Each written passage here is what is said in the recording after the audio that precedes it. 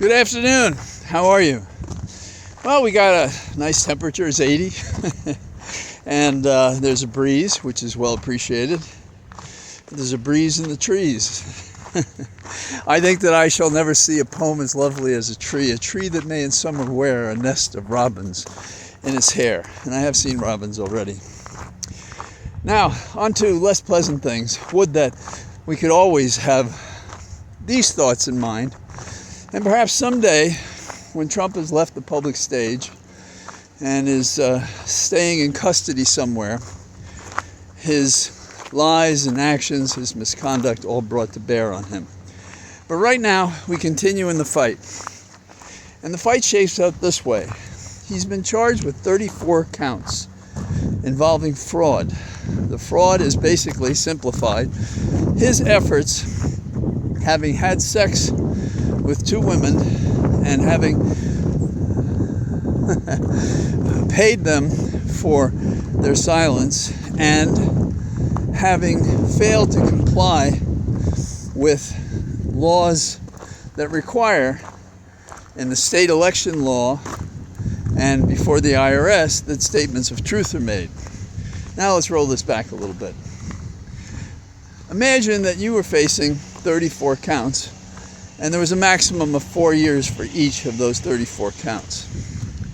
Imagine that the story is well told and understood, because while the counts in the indictment simplify the dates and moments when false documents were filed, the statement of facts goes into detail who was involved. Pecker at the rag newspaper, Cohen, of course, as the fixer for Trump. We also have the chief financial officer, Weisselberger. And so we have several witnesses, lots of documents, lots of proof. And you and I have known about it for years because it was public. In fact, no less than Rudy Giuliani said it happened and said, what's the big deal? And his law firm thought it was a big deal. And he was thrown out the door. I mean, he may say he went on his own steam, but the sequence of events, him talking about alternative facts and truth is not the truth, and this bizarre explanation for what Cohen and Trump were doing, we do that all the time. So, why am I going over the charges? Because there's a lot of people out there, and not just Republicans, saying, oh, this is an unusual charge. How could you do this? When Greg, the DA, says they do it all the time in business cases. They find the false statements, they find the fraud, and they charge. And it's if you will, misdemeanor felony or felony misdemeanor, depending on how you want to look at it. And one incorporates the other. So not all false statements on documents are worth prosecuting as a felony.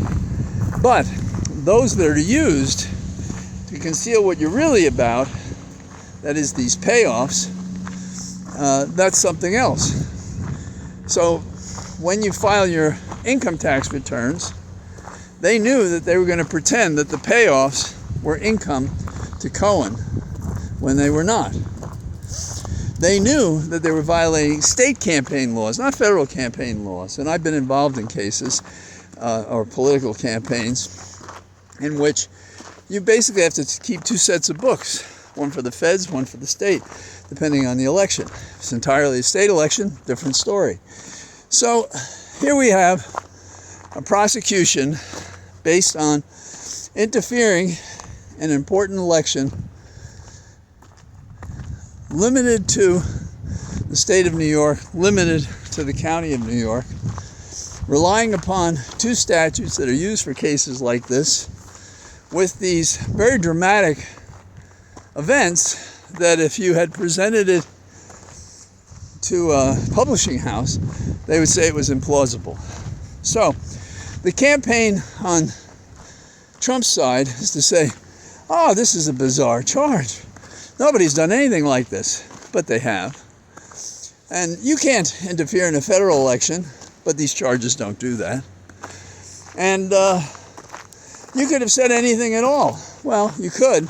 And if you said something else that was misleading, you'd be in the same place. Because this is how we conceal, bribery and things like Trump did in this case. Now, Trump says, hey, you're interfering in my election. Ironic that the charges are about him interfering in an election in terms of keeping from the people the truth of the matter that would have perhaps made a difference in the outcome. Because particularly after Access Hollywood, you had him saying, and you can grab their private parts and they won't do anything about it. They'll just be happy as could be, which is funny when a couple of blocks from the court where Trump was yesterday, he has a civil case in which at least 2 women didn't think that was true. So this is the dialogue that we have in the public, which is different than the dialogue we have in the courtroom. The judge will consider, no doubt, motions from defense. And it's interesting that you'll see that the defense is going to have Trump say what helps them in the courtroom, and they're going to disown it as, well, he's a social media meister. He knows what he's doing, and we don't do that, and that's up to him. And at some point, I hope the judge is going to say, well, stop the music. We're not going to put up with that. So those of us who care about the truth being told have got to push back on these people to say, this is not a strong case. We should do something else. Well, tell that to the prosecutor down in Georgia, who, after the conversations were had with the state deputy AG, state commissioner on elections, or whatever, secretary of state, why didn't you do something then? There's a tape recording that's the whole case of him interfering in an election. And there was also a tape conversation with the Speaker of the House in Georgia. And they dilly-dallied so much, he's now dead. And I don't know if they saved his statements. They have his tape. And they release it. In January, that prosecutor said, prosecution is imminent. And the grand jury report that I basically wrote, don't make it public, because prosecution is imminent, and I wouldn't want to prejudice who knows whom. So that case isn't going anywhere. So not yet. Maybe it will. It should have a long time ago. It goes on so long, we're losing evidence to make the case. Not the tapes, but there it is. And then there's Blackjack Smith. And yeah, he's busy in the grand jury. I have no idea how close or far away he is from doing anything. And so when you hear the Republicans, and maybe some Democrats, and those apologists for the Justice Department, run down this case under D.A. Bragg, keep in mind that these other cases aren't anywhere. And the only reason that argument is being made is saying, well, yeah, there's serious cases, but this isn't the one. Well, fine. When there are 3, 4, 5, or a dozen, okay, then we can make that decision. But right now, 2 years have come and gone, and no cases from these people. So I think I'm just comfortable as could be with Bragg. And people say, the federal government, they passed up this case. Yeah, after Barr leaned on the Southern District of New York when they included Trump's identity in the charges to which Cohen pled guilty, went to jail, paid fines, etc. But not Trump. So what do we have? We have an angry dog here. I share his upsetness with the way the Republicans are framing the issue. So the big bark so far hasn't bitten me, and this is years. So the story, it seems to me, is we can't ignore the book in which Berman said, Main Justice was all over me, Barr in particular.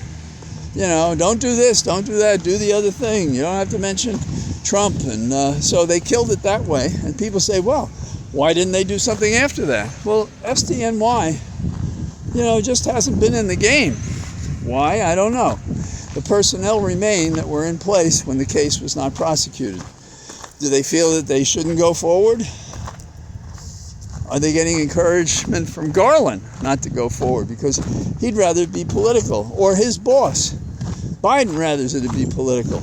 In any case, the argument that the feds looked at it carries no weight with me and should not with anybody else, because there was funny goings on there, and Maine justice, certainly under Barr, and perhaps under sleepy old Garland, have not done anything about it. Maybe you should let Jack Smith look at it. Maybe Jack Smith should be debriefing people who could tell him how some of these cases just didn't go forward. How about Jack Smith investigating the threats that are being made? You know, we have a lot of problems in our criminal justice system right now, and it is having any nerve to go forward, to do what the Constitution requires, to do what the laws require to prosecute these people, including Trump especially, and restoring our republic. So that's my attitude about this. I am still happy and in the sense of our responsibility to our nation and our patriotism is dependent upon us forcing the laws to encumber those who defy them, making them account for it.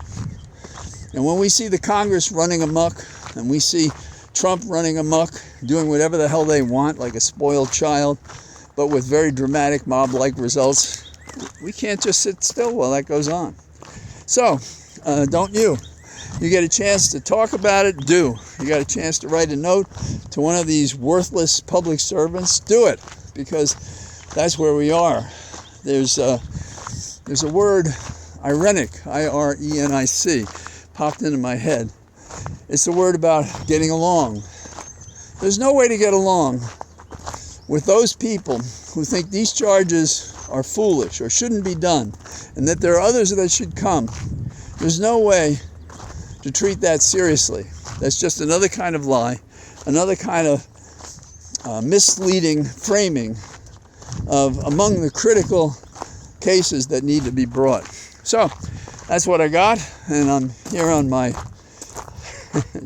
Cathedral of Trees, and I look forward to talking to you tomorrow. Bye-bye.